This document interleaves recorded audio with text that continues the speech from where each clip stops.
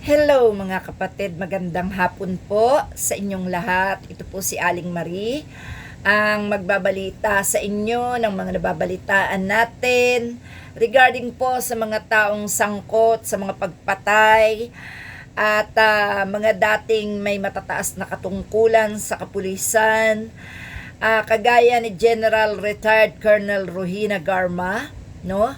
Napag-alaman po natin sa DOJ and DILG, nabalitaan natin ito sa mga news na legit, na deported po si Miss Garma from California, no? Hindi inaresto sa Amerika kundi hindi po siya inaresto sa Amerika kundi wala ng mga otoridad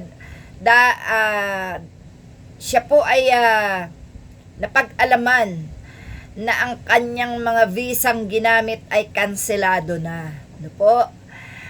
Kanselado na po ang mga visang ginamit ni Rohina Garma sa pagtakas. So, ano po ito?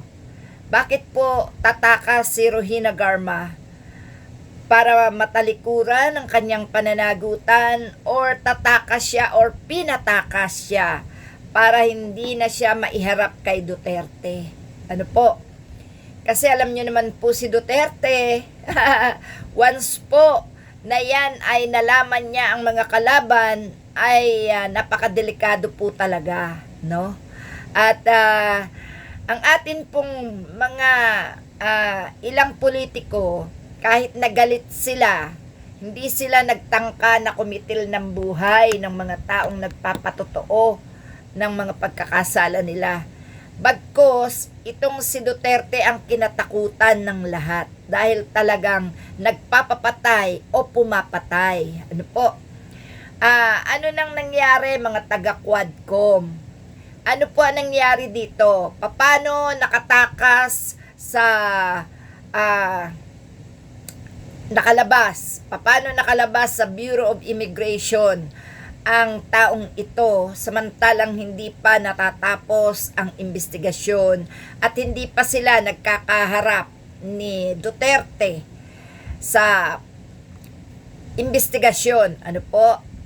Ang nangyari po kay Garma is A to A lang, airport to airport. Nako, lalo ngayon si Trump na ang ang presidente. Ayaw na ayaw yata ni Trump na walang legal na dokumento ang mga pumapasok sa US, ano? At marahil nga po ay natakot si Garma kay Duterte, or may mga ilan siguro dyan na nag-advise na tumakas na sapagkat nalaman na nga ni Duterte na inilaglag na siya ni Garma. So, ang pinaka masakit dito is ang visa niya pala ay mga kanselado na. Pero bakit pa rin ito pinayagan ng immigration? Yun po ang tanong. Sino ba talaga ang humahawak sa immigration para itong mga salary na to na naisalang na sa investigasyon at mga umamin man sila, maging prime witness man sila, kasangkot pa rin sila. So bakit sila pinapayagan ng immigration na makalabas ng bansa? Sino ang talagang gaya ni Alice Guo nakalabas ng bansa? Si Harry Roque hanggang ngayon ay wala, di po ba? Bakit ito ay nakakatakas ang mga to samantalang ito ay nagsiamin na sa investigasyon? Di po ba dapat ang isang taong umamin sa mga nagawang pagkakasala, maski na nga ba sabing inilaglag niya ang mastermind, hindi po dapat na maging kampante ang ating batas?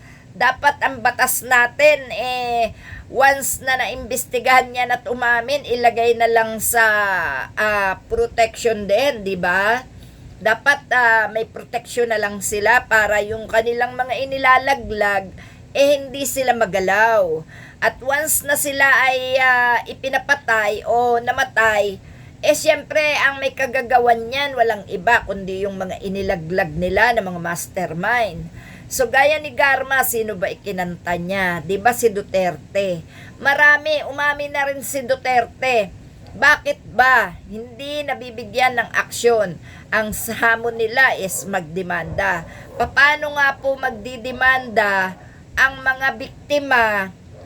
Kung si Garma nga nakasangkot, ay natakot, di lalo na nga po yung mga parientes ng mga pinatay.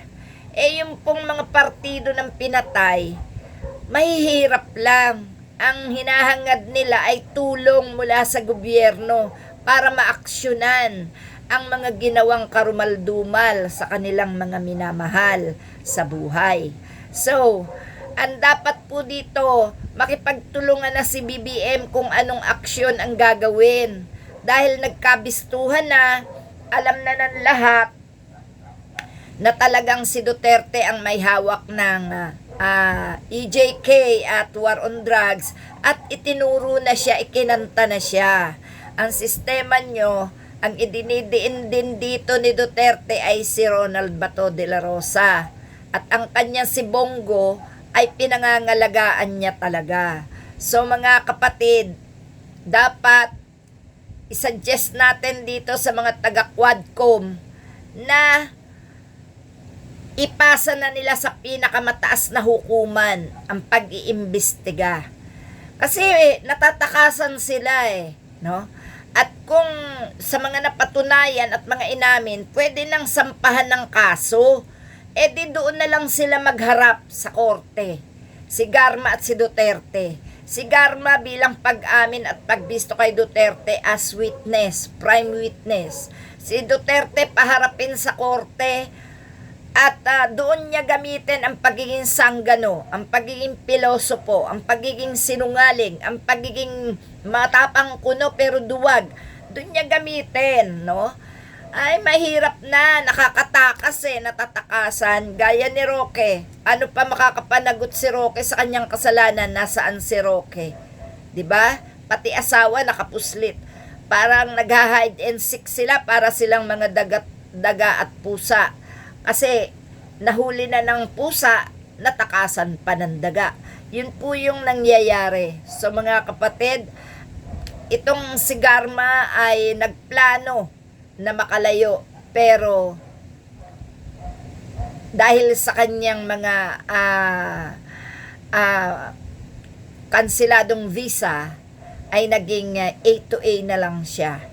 At yan nga po, sana naman si Trump makipagtulungan kapag may mga tumatakas dito sa Pilipinas na doon pumupunta dahil may mga visa. Sana kanilang suriing mabuti kung bakit naroroon sa kanilang bansa para hindi pa marisa ng mga ibang kriminal na tumatakas. So, malungkot para kay Garma ang pangyayari dahil yung takot niya ay namamayani sa kanyang katawan. Takot kay Duterte na minsan niyang minahal. O di po ba? Salamat po. Ikaw ba naman? Makasama mo ang mamamatay tao, hindi ka ba matatakot? Alam na alam mo kung paano mag-utos, kung paano ipapatay ang isang tao na maaaring gawin din sa'yo. Ganun lang po yun. Salamat mga kapatid. Thank you po. Magandang hapon.